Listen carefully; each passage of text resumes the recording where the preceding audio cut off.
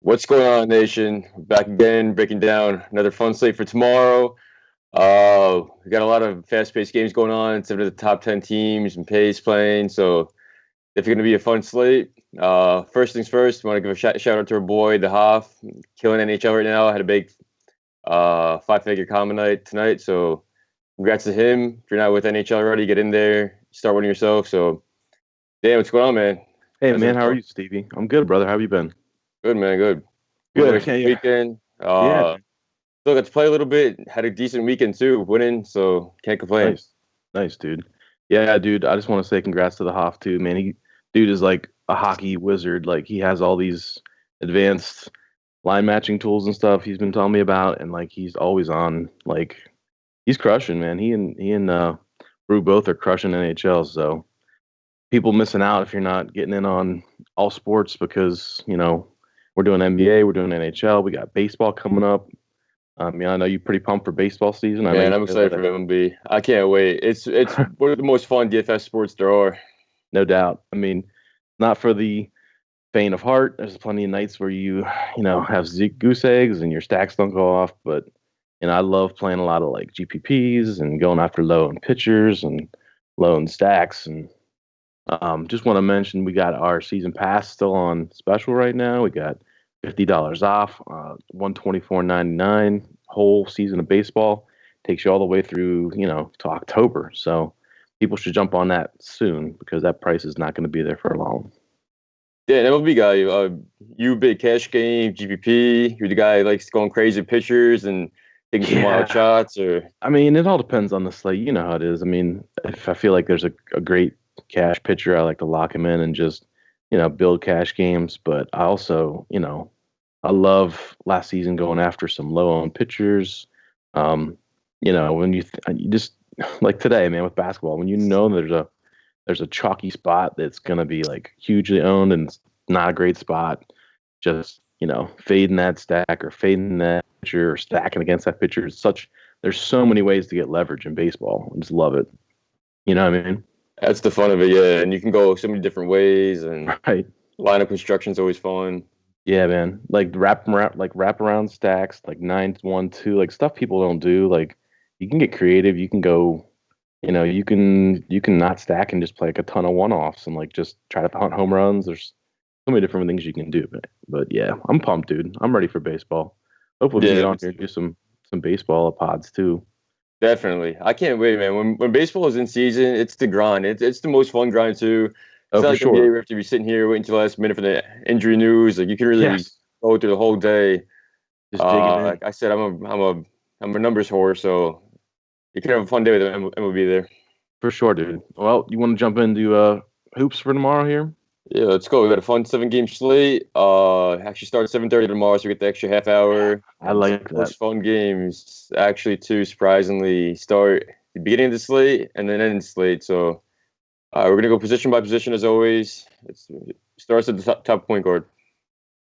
Well, I'm gonna start with the highest priced guy on FanDuel point guard is Trey Young, and I don't like it. I kind of want to fade it. I mean, I was all over the fade today, and I got lucky. He got thrown out. I mean, I guess you could say he's gonna come out, pissed off tomorrow and try to put up a bazillion points, but it's just, I mean, he's 9,200 on FanDuel, and he's like, I just don't want to pay that for him. I know he's been playing well, but kind of want to fade him at the top. Um, I don't know how you feel about Trey tomorrow against Miami. So I don't. Of course, he's been trending up. His minutes, his production, everything. The matchup, of course, isn't too appealing.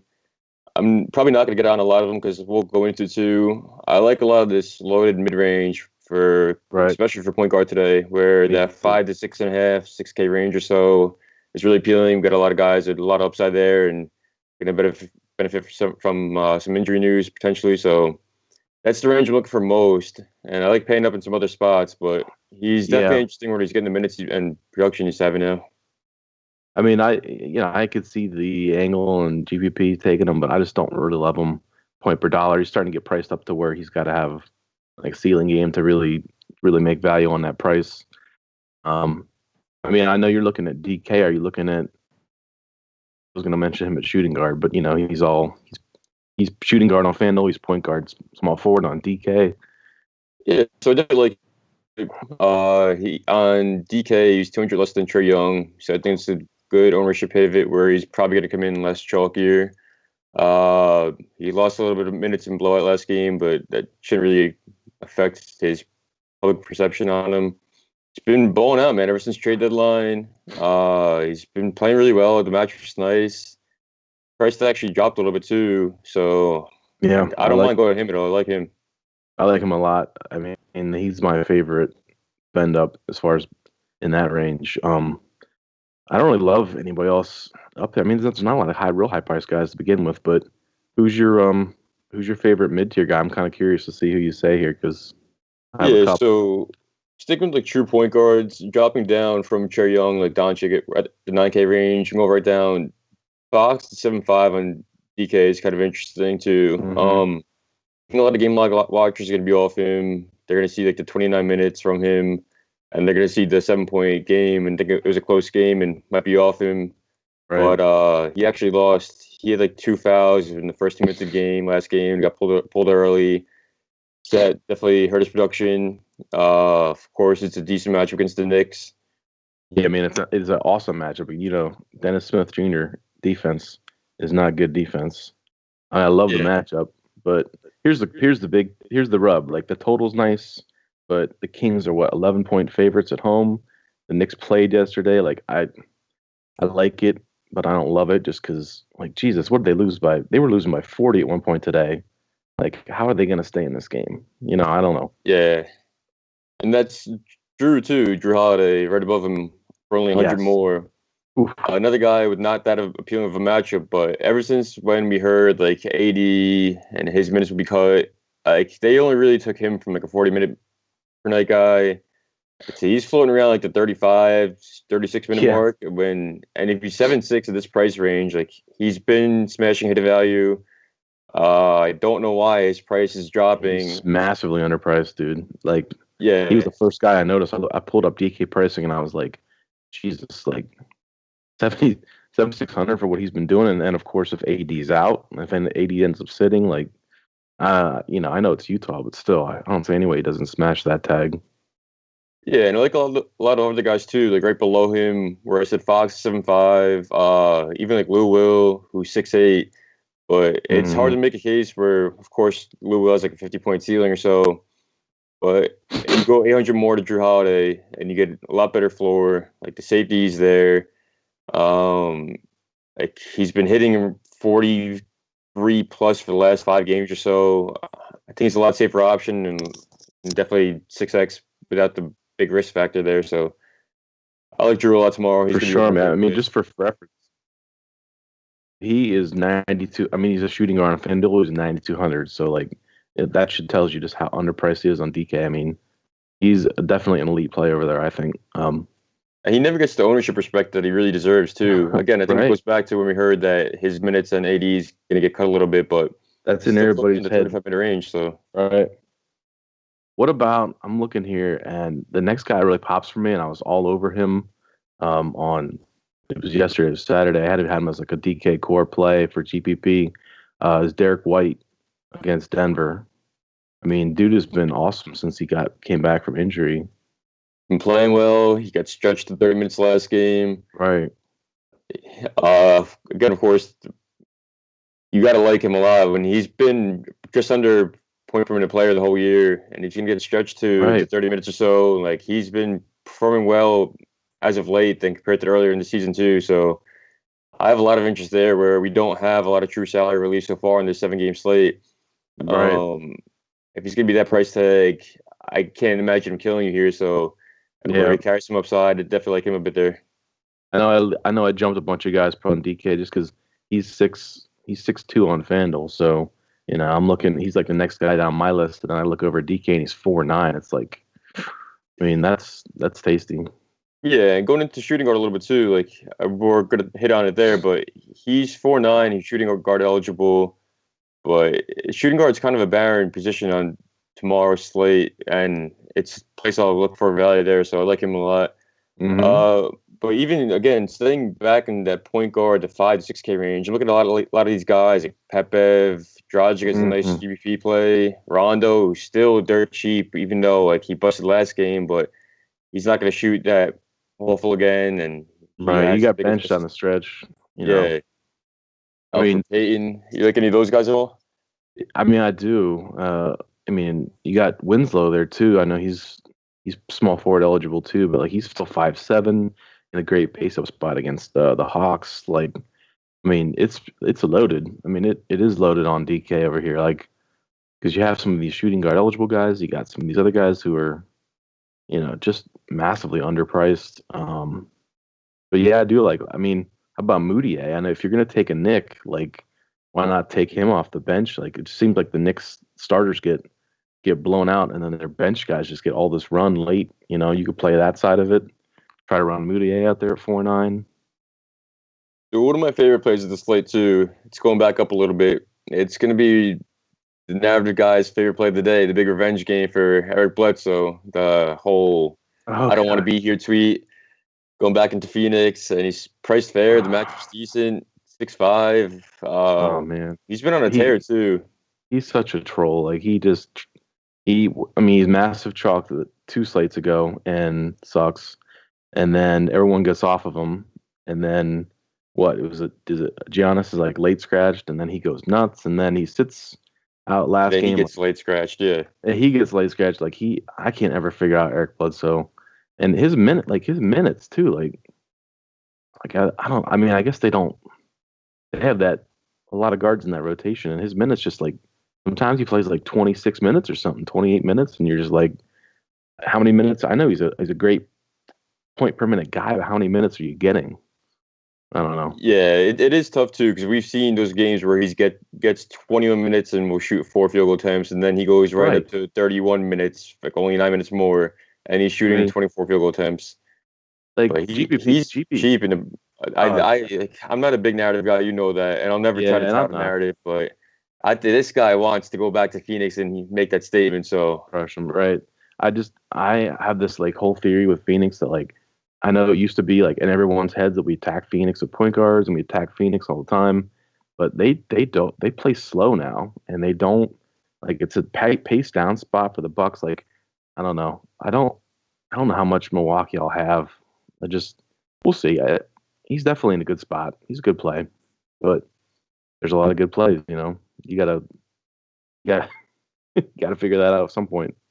now I heard when I mentioned this guy's name before, you kind of gave like a yeah, like I like him too. Like Goran Dragic going into Atlanta. Oh yeah, for Yeah, I believe sure. he's listed questionable, right? But I mean, if he plays, if he plays, man, he's coming off the bench.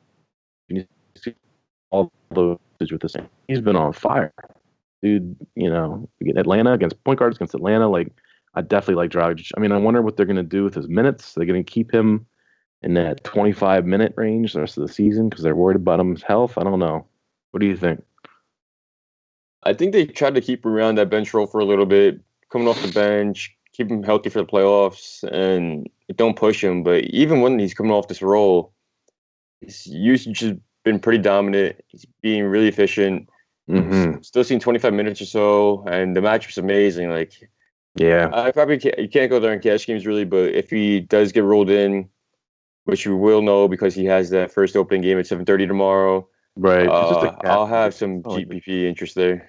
Yeah, me too. I do like him. What about the last two guys I wanted to mention were the cheap Clippers guys, Shea and Shamet.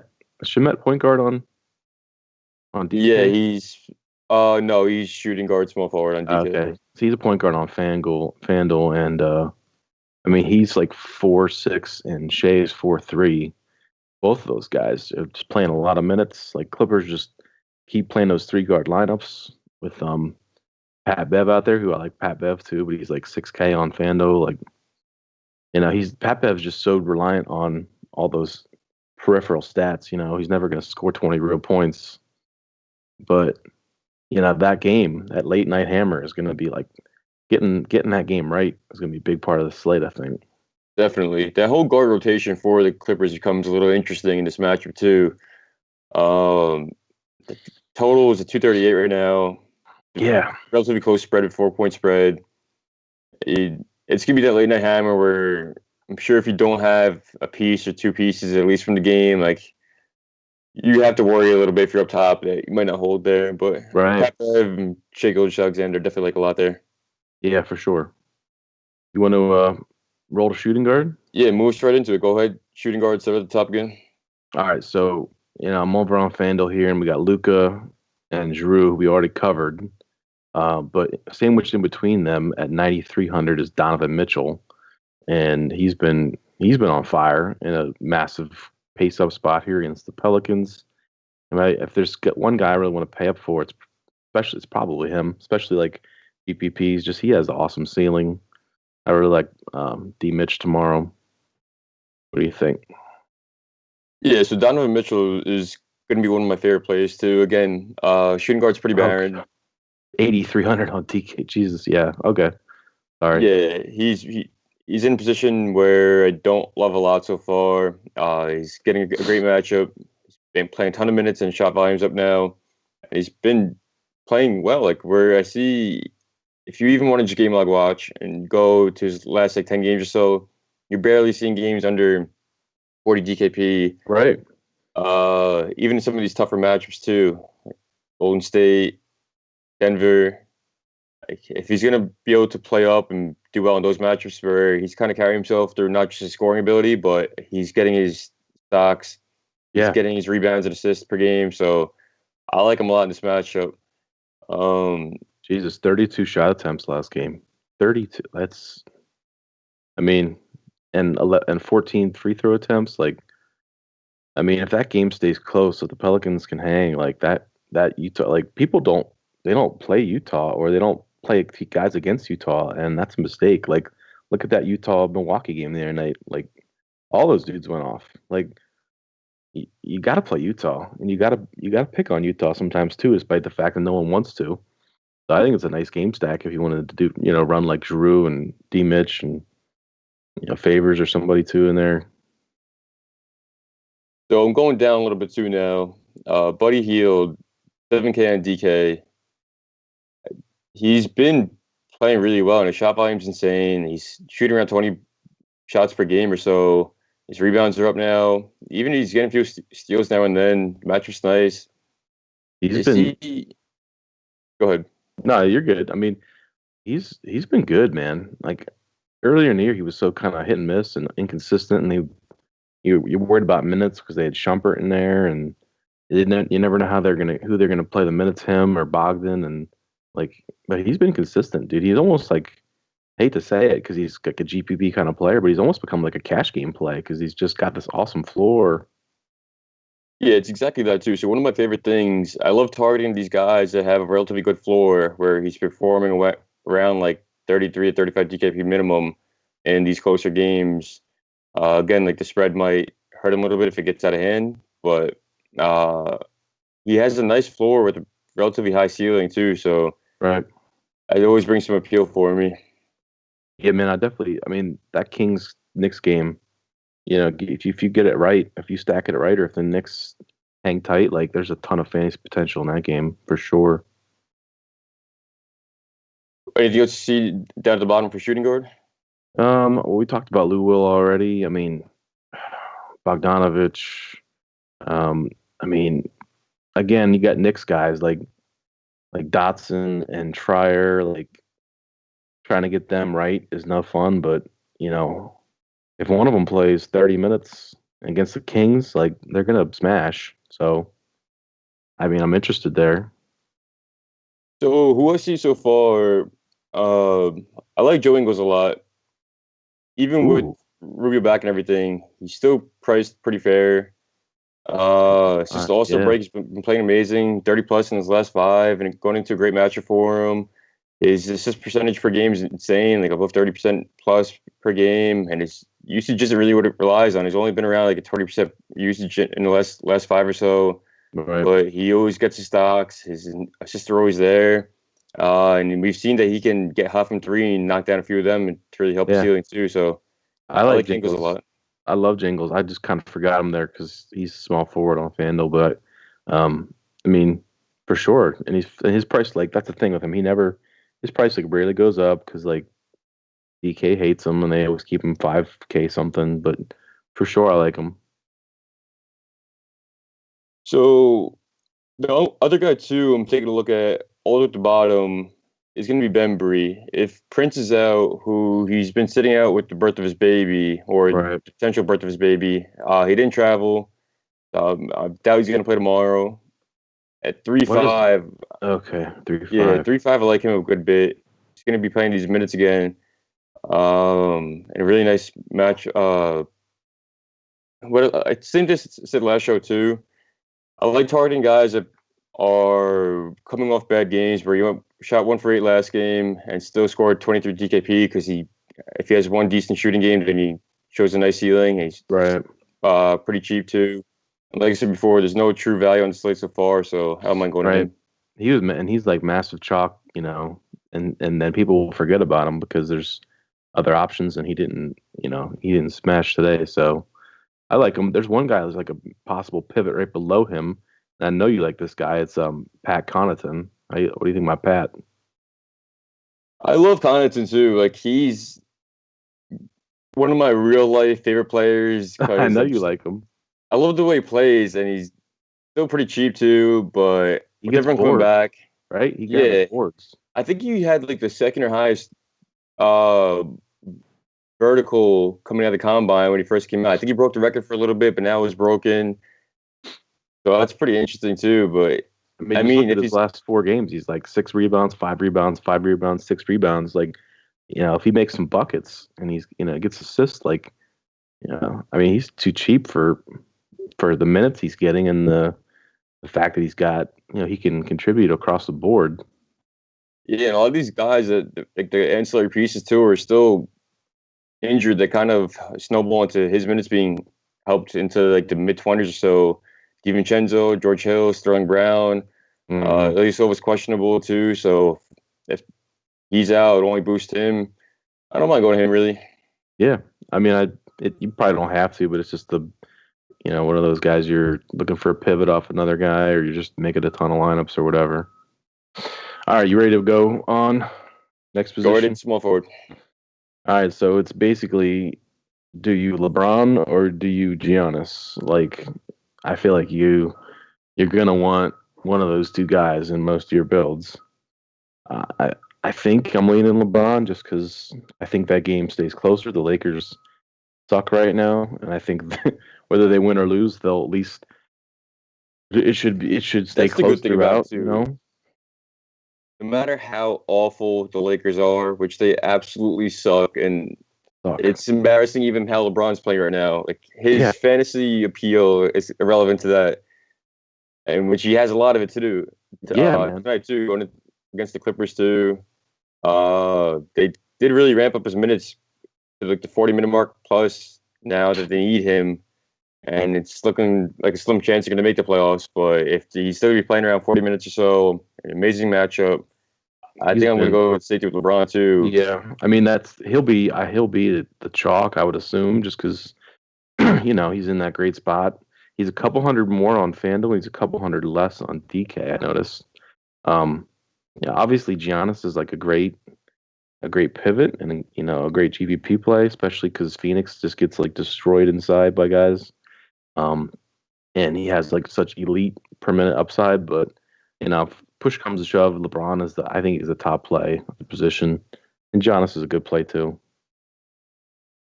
Yeah, not really too concerned with the Nino that he's been playing like 32 minutes or so, which is the usual for him. Um, I like to pivot to Giannis and GPPs. Cash games and gonna be stick with LeBron too. For sure. Yeah. What about in this mid range here? I know there's some guys who, you know, have some nice matchups. I mean, some of them we already talked about are shooting guard eligible. Like Gallo at 6'3". I mean, is he a guy you're thinking about? Is considering? He's coming off a back to back. That's Yeah, the so only he's tough issue. too. He's coming off a back to back where originally about a week ago or so we heard that his minutes limit is going to be lifted, but he's still only playing around 30 minutes or so, even in these close games. Yeah. The matchup's nice, but There's a Yeah, lot in that position I like right around him, where I think I'd rather go to those players over him. So who you got? Who's your other mid tier guy here? So you go a few hundred more up to Buddy Hield on DK2. Even Kuzma, I like a decent amount. Who he's kind of a pivot off Ingram too, who's interesting. But the only thing, like his shot volume's taking a hit now. His minutes are still there. The matchup's nice, so I don't mind the GPPs going to Kuzma over Ingram. Of course, now you got to go Ingram over Kuzma in cash games or so. Right. The power forward eligibility kind of helps Kuzma too a little bit here. Mm-hmm. Yeah, I'm Anyone just see towards the bottom end of small forward.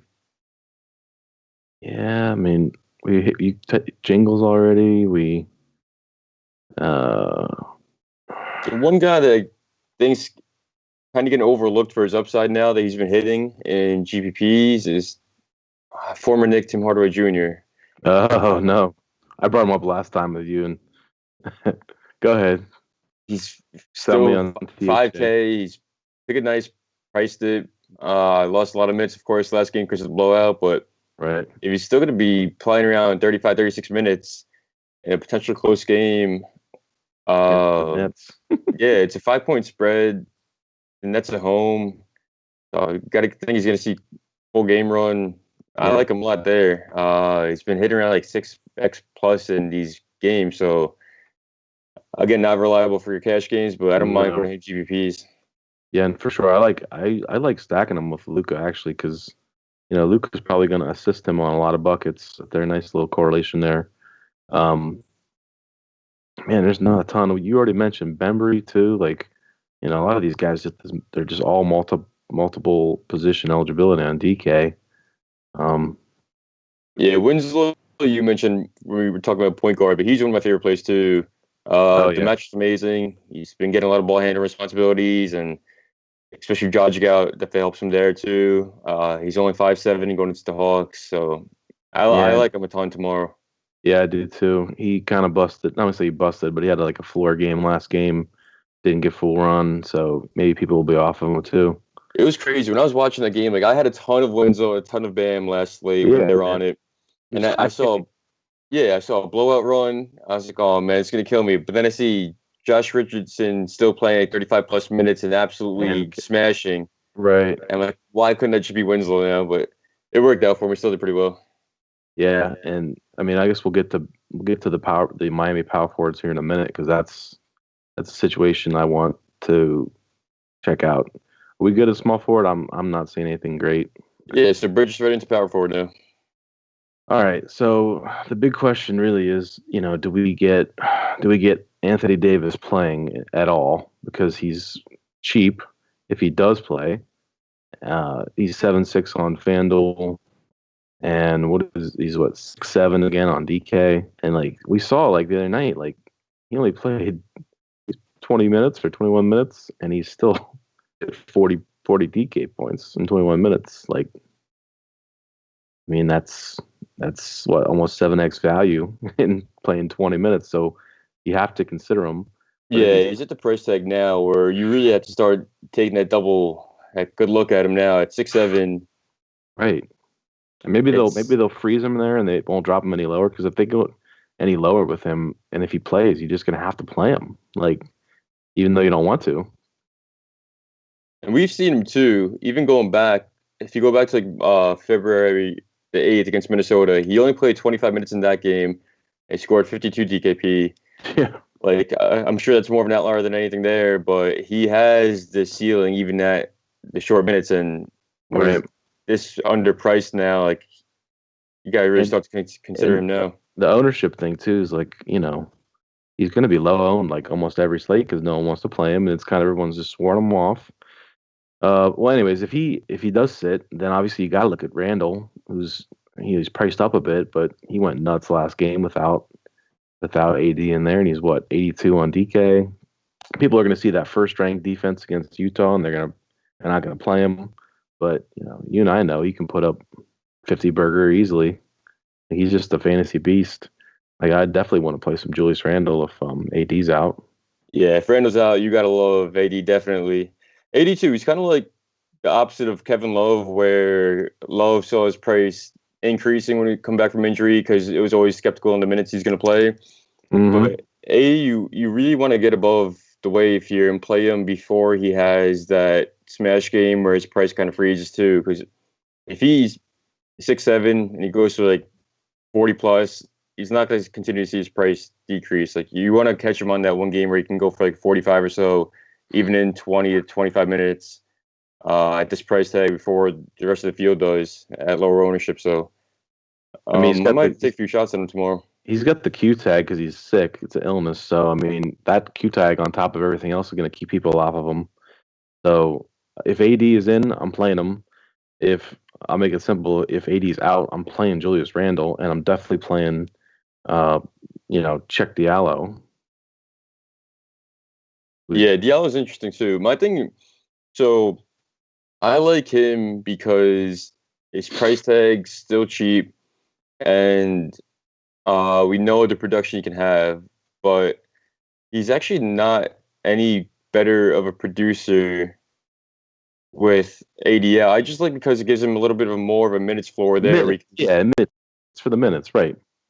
So where it's like 15, if he gets 15 minutes, he can still go for like 35 somehow. But it just brings his safety and his floor up a little bit too. If he's going to be stretched like 20, 22 minutes or so, it just helps his chance of hitting a ceiling. So if AD's out, I definitely like him. I still have interest regardless, but Diallo's actually really interesting too. But who I was just going to talk about too, actually same exact price as Giles now. Do you have any? Yeah. What's Giles' price on FanDuel? He's 4.9 now. It's like it's a situation where he has to be really efficient in the minutes that if he's only playing these 16 or 17, 18 minutes, and he's been great, but like if he's not going to be efficient in those minutes, or if he gets in foul trouble or anything, like he's not going to hit value. So I don't love him. Yeah, me neither. And I feel like a lot of the field's going to be on him. Like they see the matchup against the Knicks. Right. They know Bagley's still out. Everyone's going to love him, but his minutes didn't see any kind of an increase. His production, if you run the numbers, don't really see an increase. So Right. I think if he's going to be chalky, there's viable pivots like Diallo, Henry Ellenson even, who I know is Paul AD's boy, who actually he put me on last show, and it worked out pretty well for me. He killed me today, by the way. Ellenson just killed me. Like, yeah, with 3 fouls in 4 minutes. Like, ugh. That's exactly the thing, though, too. I say it all the time. I love picking these guys that people just look at a game log and see a shit game, and people might be afraid of him. But he got 3 fouls in like the first 3 minutes of being in the game, or something like that, or close to it.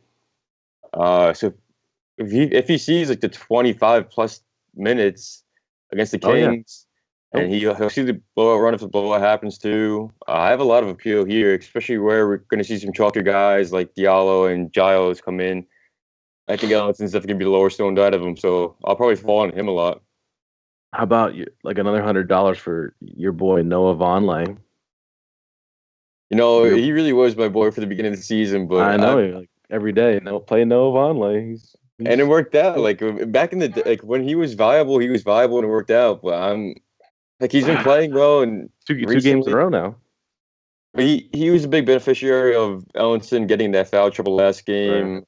So I don't know. I think that the 22-minute game is more of what we could expect. I think that's a little bit of an outlier there. So it's the Kings, man. Like you have to have interest against any of these cheap guys going against the Kings who are bigs and who might see minutes, and he's always been a pretty reliable perimeter producer. So. Do I have interest? Yeah. Do I love him? No, especially when he's in that range with like Giles, Diallo, and Ellenson, and then we'll hit him in center too with Alex Len. There's a couple other guys down here. Like power forward, just for some reason, always has a ton of punts. That we didn't even talk about. Like Mason Plumlee is 4.4, and like Dirk at 3.2, starting now, getting Dirk over 20 minutes a game. I've hit value. 5 slates in a row. I honestly like people think I'm nuts. I'm like he's 3.2. Like he did last game. He only 7.7 rebounds and he still made value. Like if he's playing and he's playing against the Nets tomorrow, like just lock him in your cash games, dude. He's 3.2. Like I got to be honest too. Watching him is one of the most frustrating things for me because he's another one too that just loves to get the ball in his hands and chuck right away. Like if he Oh gets the yeah. ball any relatively open at all with any space, like he's shooting. Like there's no doubt about it. Which is Yeah. mean when he's 3-2 going against the Nets, it brings appeal there. I mean, Uh, there's one more guy down here. I know you'll like him too because we always like him. But J Mike is 3-9 against the Lakers. You know, he's been killing it. yeah, and he's always another guy, good per minute producer, seeing 20 minutes a game now. I Not wish they just would great. play him a So little more. You know, I guess they're capping him at like 20, 21, 22 minutes, but still he can hit 30 DK points in 22 minutes. 'Cause dude's a rebounder, he blocks shots, gets easy buckets.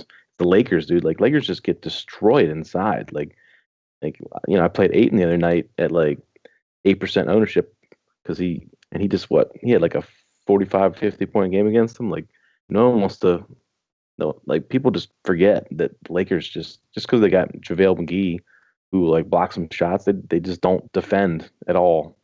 They don't rotate on defense. Like big men against the Lakers just smash. yeah, and if so, power forward, same team. If we don't have Whiteside, I love both Bam Yes. and Olynyk again. Bam's 5.6 on DK, where Olynyk's 5.3. See, these are both contingent on if Whiteside's out, another like James Johnson's getting in everything. Yeah, screw But James Johnson. I'm not playing him, but I will. I mean, here's that way I look at it. Play like, and this is what I should have done the other day. Like, I locked Bam in like most of my lineups. I was like, oh, I'll put Kelly O in some GPP lineups, and I just forgot about him. And of course, he went off. I mean, I would play Bam in cash and play some Kelly O in GPP. definitely, I don't mind that. Olynyk showed some nice upside too, so Oh yeah, I don't mind even. I can definitely play them both together. The match is double them up. nice. Yeah, Yeah, no one that's will do that. If you're playing big tournaments, no one's going to play both of them in the same lineup. I guess unless they like full game stack it, but yeah. A lot of people said like when they're MMEing, like one of the rules is always like Bam or Olynyk, not both. So I think break the it's break the contrarian rules. already. Yeah, just going them both together if Whiteside's out. The match was too good. Like people can't overlook these amazing matchups. Like again, even today on a shorter slate, when you see the Wizards playing, it's the Timberwolves at 240 total, like 10 points minimum above every the game. Mm, That game brought so much value among everyone. You had, I think, like 6, 7 guys, not just hit value, but smash value in the game. yeah, So you see another high total, a team getting insanely pace boosted with the Heat here. I definitely like them a good bit. yeah, me too. I do hope Whiteside sits because here's the thing: if Whiteside plays, just get some exposure to those guys, anyways, because you just don't know like what's he going to play. Is he going to play 18 minutes and then get benched, or is he going to you know is he going to get in foul trouble? Like it's Whiteside. Like sure, he could play 30 minutes and just break the slate, but he could also play 18 minutes and then you see like Bam and Kelly just play a ton of minutes in a faster paced game because Atlanta goes small or something. Who knows? So bridging right in over with some of those Heat guys and everything, take us over to center. It starts at the top. I know there's one guy you're gonna love. You love him every slate, and probably the guy in the NBA I hate the most. So go ahead and talk to your boy a little bit. I saw something on Twitter the other day that said, "What? Imagine what Jokic would be doing if he lost 15 pounds." And I immediately thought of you because I know you think he's like a slob, and He'd be out of the NBA because he wouldn't be able to use his fat ass body to be useful. But I love it though. I don't know. I have such a stigma against like non-athletic players. I can't ever like him, Kyle Anderson, like those kind of players. I have such like, a stigma against them. Like I can't. They're just If I just crafty. ever watched him play, I think this guy's was probably great. Like triple double upside and everything. Yeah, Like right. he is good. Don't get me wrong. He's an amazing Like, basketball player. But just look just at like the a name. personal, Don't like look at the like. Don't watch him play. It's never pretty, but oh, dude, it's so difficult. You can't he. watch him play. But I tell you what, I watched him. I watched Steven Adams try to defend him the other night, and he just beat the piss out of him. Like, and Steven Adams like one of the better defenders in the league. He couldn't do anything against him. He just dominated him. Like he is legit top 5 player in the league, and he's got a great matchup against the Spurs. He's got a good history against the Spurs.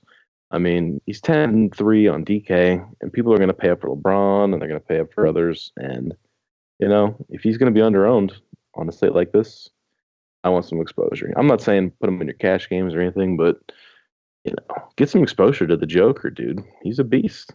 Yeah, and when I say I hate the guy, like it's as a pure basketball only perspective. Like DFS, you have to put that kind of bias aside because money over everything. But this is the kind of game you want to target him in when it should be a relatively close game. Isn't it a pick'em? Is it like it's a zero? There's no spread. It's a pick'em. It's as of right now, it's a pick'em. So like if you think he can finally stay out of foul trouble, if he game stays close, he gets full run, this is the match you want to target him into. And the Spurs really aren't what everyone thinks they are on defense anymore. Like, the people, again, like while I hate Jokic, people still have that stigma that the Spurs are some great defensive team because they're under Pop. They're like bottom third right now, like points allowed, effective field goal percentage allowed. Like every defensive stat there is. So I really actually not just don't mind Jokic, but I like him a lot tomorrow, 10-3. I mean, he got in foul trouble last game, and I was like, I faded him, and I faded him mainly because I thought the game would blow out, but I was like taking victory laps, and then I looked up and he got back in, yeah, and he hit 50. He hit 50 in 21 minutes. Like he has such elite point per minute upside and potential, and like he's just a walking triple double with 4 or 5 steals, blocks. Like in a close game, like I think he's one of the top GPP plays on the slate. And I definitely want. I mean, on FanDuel, people are going to pay down for like Alex Len and do all this other stuff, and you can only play one center. So like he'll be 10, 15% maybe in some tournaments. Like, and he could go for 70 points. So I think you definitely want some exposure. Yeah, and on DK2, there's 3 studs above 10K. There's Giannis, LeBron, and Jokic. Jokic 2 has a great floor and the same ceiling as probably both those guys at a grand less. In different position eligibility too, where there's value in other spots. So I'm gonna like him a ton tomorrow. For sure. I'll probably jump down to Ayton next. I mean, Milwaukee does get in trouble against some big guys, and he's coming off a nice game. What's he, 7,300 on DK? He's 82 on FanDuel. I just have a thing for this guy. Like I really think he's an awesome player, and he'll probably be low owned just because there's a lot of other value spots people will play big guys at, and I like him for GPPs. I don't know who else you're looking at there. We kind of hit on Whiteside already. So right under him too, Mitchell Robinson. If DeAndre Jordan's out again, he's only 6'4". It's kind of crazy too. His blocks have become like a steady thing now. It's not just like he's falling to these blocks. Like he's getting 3 or 4 a game. Oh yeah, consistently now. That helps him. I'm pretty sure he leads the league in like blocks per minute. Like he's he does. So if he ever the game today, right? If he ever plays like steady minutes for a whole season, he'll lead the league in blocks. There's no way about it. He's freakishly long. I was on to him coming into the season because I saw some of the summer league stats, and his length is like, I don't know what his wingspan is, but Jesus, like 8-foot wingspan or something. Like he's just long and big and athletic. He's a walking double too, and oh yeah, he brings so much upside with his blocks. If he gets any more additional run and he stays out of foul trouble, which is his biggest thing, then again the matchup's nice. I'm sure he sees blowout run to it. Ellenson there, so yeah, he did today. Yeah, he stole Ellenson's minutes at one point. I was tilting a little bit over that, but I guess we skipped over my boy Derek Favors, and DK actually finally priced him up. He's 58. Finally, yeah. I mean, he was under 5K for like a month, and I just click him in cash, and like no one plays him. Like he was 10% owned and 15% owned in cash games on Saturday, and he just went nuts and had like 50. I mean, I like Favors in that matchup. I don't really like paying that much for him, but no one else will either. So I might get some of that. It's crazy too. Like he never saw any kind of price increase over the season. Like he always stayed between like that 4.5 to like 5K range most. Right. And like he always been playing well, but the last 3 games he's absolutely smashed, and he got complete $1,000 price increase on DK. Yeah. Going into another great matchup too. If he's going to see around 30 minutes or so, which is interesting too because the Jazz usually will play him and Gobert to get together in closing out against bigger front courts and take Jay Crowder against more mobile, athletic front courts. So I think he can close it out again, see 30 minutes, and if he's going to play that many minutes at 5'8", uh, if people are scared of that price increase, I'm definitely not. Like He's still gonna fine. play. And the other thing that you may puts him in play is like Willie Cauley-Stein's the same price, and people are going to play Cauley-Stein because they like that matchup and they know that Bagley's out, and I like Cauley-Stein too. I mean, he's a great play. He played well. He's getting the minutes now, and he's always right around the fantasy point per minute guy. So I mean, that whole range from Favors, Stein, Bam, and then Brolo and Olynyk right there. But even Dwight Powell, Jesus, like 5, 6 guys in a row are just all really good plays. Yeah, I like a lot of them too. Like you said, Powell at 5'2". He's in a great matchup. Now he's playing over 35 minutes a game in close games. He's always been a solid per minute producer. Really close Stein also 5'8" on DK. He doesn't really see a boost either with Bagley off the floor. But again, it goes back to the same thing with Giles. It's that minute security we like he has always been a relatively good per minute producer, but we saw him go dip under to like 20 minutes a game at some points. But I think this kind of helps him float between 30 minutes or so in a nice match or two. So I definitely don't mind him playing him. Yeah, for sure. I mean, I know kind of hit on everybody except for Lopez there. My boy Brooke Lopez had 7 blocks on Saturday. He's playing Phoenix, the 30th ranked team against centers. Do you think anyone will play Brooke Lopez at 5'5"? Because I'll probably have some Brooke Lopez. I'm gonna say I doubt it because people never did when he was like 4 or 5. But me and you always liked him too, and you always had that big Rolo. He You were the one to first like find him when he was that People just hidden don't treasure too. like they think it's like some kind of like he's getting lucky or something. Like he's playing a ton of minutes. He's 7'2" or whatever. And I know he stands at the perimeter and he shoots threes, which is whatever on DK you get bonus for that. But like he's a legit shot blocker. I think he's third or fourth in the league in blocks. So like he had a 7 block game. It was a little fluky, but when you block 2.5, 3 shots a game, you're gonna have a big block game sometime. That's part of his fantasy arsenal is blocks. So I mean, I don't mind it at all. Especially like Aiton is pretty soft inside. I don't think he, is a great defender. He's a really good offensive player, but not a great defender. And now we talked about a lot of these guys in that loaded 4K range or so that are center eligible on DK, where we said Giles, there's Diallo, Noah Vonleh, Dwight Powell above that, Henry Ellenson. I'm ready for it. 2 more guys I'm looking at. One's maybe a cute little pivot off the other one, and then the absolute chalk lock of the slate. We'll start with Alex Len. Alex Len and Podol, right? Yeah, Jacob Poeltl and Alex Len. Len, I mean, he's 4K. Prince and Collins are still likely out. If he's gonna start again, like you can't fade the guy. I guess like if you want to try to think if maybe Whiteside plays a big bodied matchup with him, then have fun and try to fade him in some GVPs. But he's showing consistent 45 point upside too in short minutes. Like we even knew even when he was on the Suns, like his biggest problem was staying out of foul trouble. If he stayed out of foul trouble, he always produced. Comes over now to the Hawks, where he's finally getting an opportunity, and we saw the last 2 games where he's getting over 45 DKP. How you know that this is love him too? Like, you want to try to figure out a reason not to love him or anything? No, he's gonna bust. It's gonna of course I'm gonna play him because you have to play him. Like he's the easiest, the highest point per value guy on the slate, but something will go wrong. Like it's Alex Len chalk, and it always never works out. I guess it worked out today, but point is, it's not going to work out at some point. Here's how I look at it matchup wise. I actually want Whiteside to be in for him to play because Whiteside is not a great defender, especially against like a guy like Len who can play on the perimeter a little bit.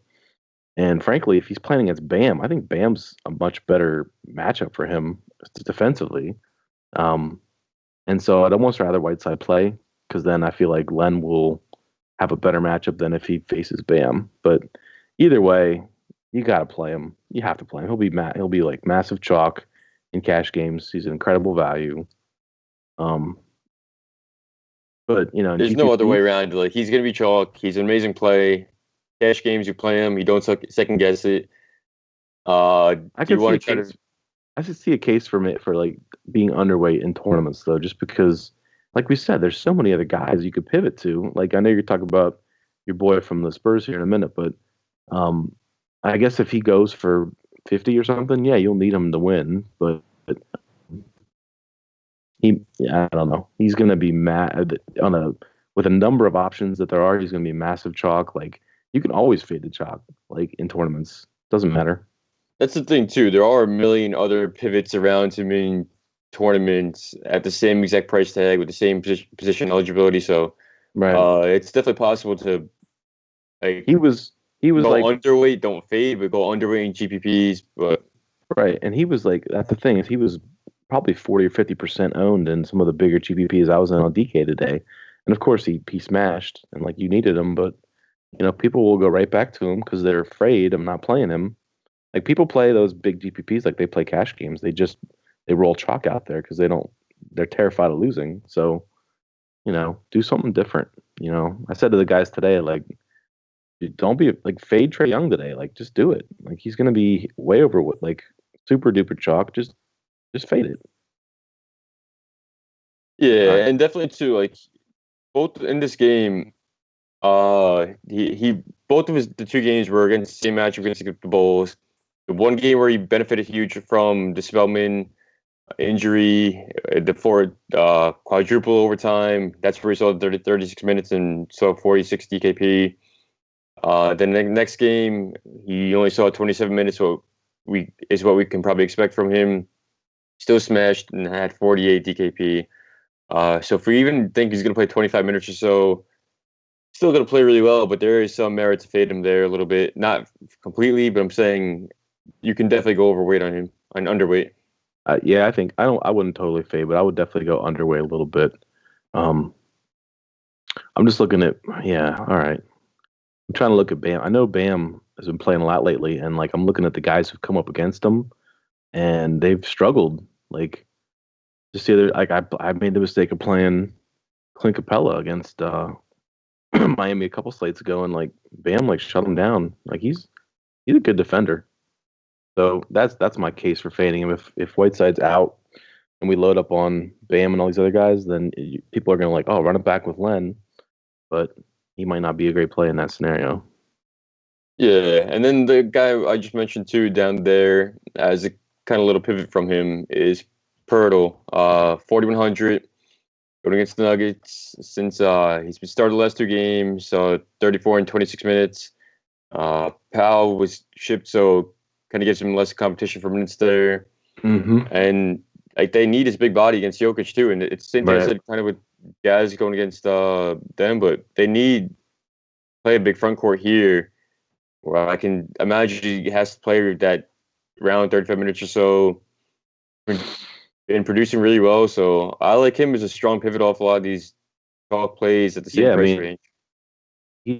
he's really a DK only play because I'm looking at FanDuel and he's 5'3". Like they priced him way up. He's more expensive than Plumlee and Zubac and a couple of, and McGee. Like they priced him way up. But on DK where he's still 4-1, like for sure. I mean, I like him. Yeah, and he's center eligible only, but everyone else too, who we really mentioned, is power forward eligible too. Besides Right. Len, like Diallo, if you want to get cute with like Vonleh, Bam and Olynyk, a lot of these other Mm-hmm. guys have dual position eligibility, so it's not going to be hard to play a lot of these guys get together if you want to. I love doing that. I love playing like 4, 5 centers if you can with a power forward and the forward spot. Like just love doing that kind of roster construction on DK for sure. All right, I think it's going to do it. We'll move right into top threes. Top threes. Here we go. I'm gonna go to point guard, and I like Fox, Derek White, and Dragic. Yeah, I have Drew Holiday, Rondo, and Dragic if he plays. Okay. Shooting guard. I'm going FanDuel, so I'm gonna use Holiday there. And man, I hate taking all three of the top guys. But like on FanDuel, it's Luca, D. Mitch, and Holiday are the top three guys, and it's like the top three plays. People don't pay up for shooting guard on FanDuel. Like they just don't do it. If you play two of those top tier guys, you're gonna be different than a lot of other people. So I'll just go with Luca, D. Mitch, and Holiday. So I'm gonna go with same thing: Donovan Mitchell, Joe Ingles, and Derek White and DK. Nice. All right. Small forward. I lean LeBron over Giannis, but then I got Giannis in there as a strong second. And then on FanDuel, it's really between Winslow or Ingles in the mid range. And I like Jingles. I'll take him as my third. I'm gonna go LeBron, Doncic, and Winslow. Gotcha. All right, power forward. I'm gonna go with either or Julius Randle or Anthony Davis, whoever. Like if Davis plays, then Davis. If Davis is out, then Randle. That counts as one.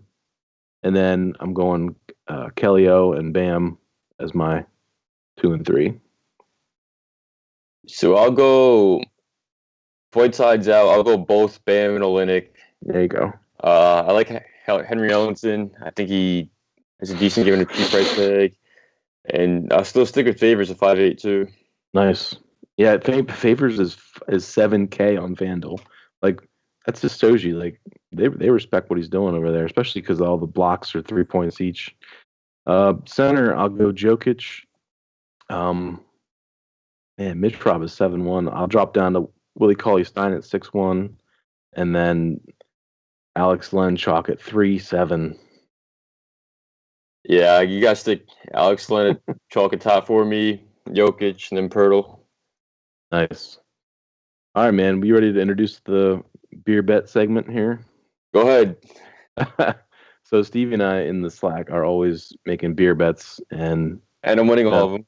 Continue. Yeah, well, I wouldn't say all of them, but you've won your share of them, and I have not sent you any beer yet. So, I'll never need to pay for my beer again, probably ever. But here's what I want to know. First of all, before we even set it up, like, what kind of beer? Like, do you drink good beer? Or you're not drinking like light beer and like crappy stuff? Is it good beer? When I'm not paying for it, I'm drinking whatever the hell is most expensive I can find. But when I'm drinking it, that's different. No, I'm kidding. Whatever's fine. I really drink anything. Like, is it going to be for? Because if we're playing, I want to play for like a good 6-pack of some craft beer. Oh yeah, I'm not drinking any of that Natty Light shit or anything like that. Okay, so. Good. We're making sure we're clear here. All right, good. So, basically, we're going to make a beer bet each week, and I don't know if you just want to keep track. We'll just go to the end of NBA. We'll keep track who's up, and at the end, we'll do a 6-pack for every one that you're up on the other guy. So, maybe I'll get a whole case out of you here eventually, or you can get a case out of me, but 6-pack per victory. So if you win the beer bet today, that's 6. And if you win next week, that'd be 6 more. You just keep track, and at the end of the season, we'll square up. So that's that fair? That sounds good with me, man. All right. So the guy I wanted to make the bet was on the guy that I love and you hate, and it's Jokic. So we're going to do over-under on Jokic. We'll go DK points because we know he's going to get a triple-double. Jokic, DKP. Give me a line. Go ahead. Oh, okay. So I want the over, but I want to set it high enough that you'll take the under. So I do like him too. Again, I don't want to think because I have a bias against his athletic ability and how he plays basketball that I respect how good of a fantasy player he is. But right. So I'm looking at like his price is 10-3. So 6x that would be like 62. So let's raise it a little bit more, like 65. Is that high enough? Booked. I'm taking the under there. It's okay. Booked. All right. I'll take my victory lap here tomorrow on that one because he's gonna go 65 plus. He's gonna get like 65.5 now, despite me. All right. Now here's how it works for all of our listeners and followers on Twitter. What I'll do tomorrow is put out a tweet listing the bet, and then I want people to retweet it and We'll have to like some instructions on there, like hashtag Team Stevie, hashtag Team Thunder, and whoever is on the right side of things when the dust settles tomorrow night, one of us will pick a winner to get a free week with pass to Wise Take. So I'll put that on Twitter tomorrow. We'll make a little contest of it, and we want to give away a free all sports pass to one of our participants. So what do you think, man? You ready to go? You good? Yeah, so always remember Two Nation. Right now, can always grab a day pass for $2.50. Like I always say, the day pass pays for itself, plus more. It's a great time to get with us now too. Comes everything besides Slack chat. You get the articles, get every all the other content, great content going on too. You've seen we've been on fire. It's only getting better going into the MLB season. You want to get in while it's hot right now too. So grab yourself a day pass, come see what it's like, and ride the wave and come join us. I mean, I'll put my plug in for the monthly pass because we've been killing it across the board in all sports. I mean, we had guys hit MMA this weekend. We had guys PGA. Like right now, just literally not a better time to have the all sports pass because we got basketball, hockey, golf, MMA, like NASCAR. We had guys winning NASCAR today. Like it's literally just been across the board. So I'll put go for the month pass, dude. It's a one time thing. Like it's not like you have to be signed up for any longer than a month at a time. Check us out. Get in the Slack. Chop it up with everybody. Good times. I think it's gonna be it, Nation. All right. Good luck tomorrow. Hope to see some comments, screenshots, and always tag us on Twitter too. Go Jokic. Let's go. Make it right. Good. See you, Stevie. Later, guys. Yeah.